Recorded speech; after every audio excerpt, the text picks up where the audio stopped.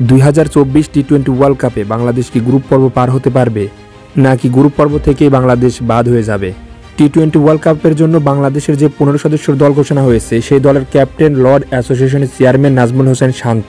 এই বাংলাদেশের 15 সদস্যের দলে একটা বড় বড় লর্ড, সেই লর্ডদের নিয়ে কি গ্রুপ পর্ব পার হতে পারবে? এইখানে বাংলাদেশের গ্রুপে যে 4টি দল আছে, এই 4টি দলের মধ্যে 3টি দলই অনেক শক্তিশালী এবং একটি দল শুধু দুর্বল, সেটা হলো নেপাল। গ্রুপ পর্ব পার হতে চাইলে এইখানে 3টি দলকে হারাতে হবে। শ্রীলঙ্কাকে হারাতে হবে, নেদারল্যান্ডকে হারাতে হবে এবং নেপালকে হারাতে হবে।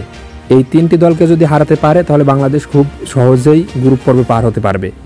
এখানে বাংলাদেশ খুব সহজেই গ্রুপ পর্ব পার হতে পারে, অথবা এখানে বাংলাদেশ একটা ম্যাচও নাও জিততে পারে, এমনকি নেপালের বিপক্ষেও বাংলাদেশ হারতে পারে।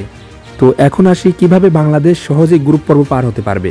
তো গ্রুপ পর্ব পার হতে চাইলে বাংলাদেশের প্লেইং 11-এ যে 11 জন থাকবে তার মধ্যে 3টা লর্ড থাকবে। সে লর্ড হলো সৌম্য সরকার, লিটন কুমার দাস এবং নাজমুল হোসেন শান্ত।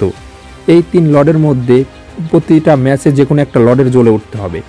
যদি এই 3টা লর্ডের মধ্যে যে কোনো একটা লর্ড জ্বলে উঠতে পারে প্রতিটা ম্যাচে, তাহলে বাংলাদেশ খুব সহজেই গ্রুপ পর্ব পার হতে পারবে। আর 3টা লর্ডে যদি ডাব্বা মারে তাহলে বাংলাদেশ গ্রুপ পর্ব পার হতে পারবে না।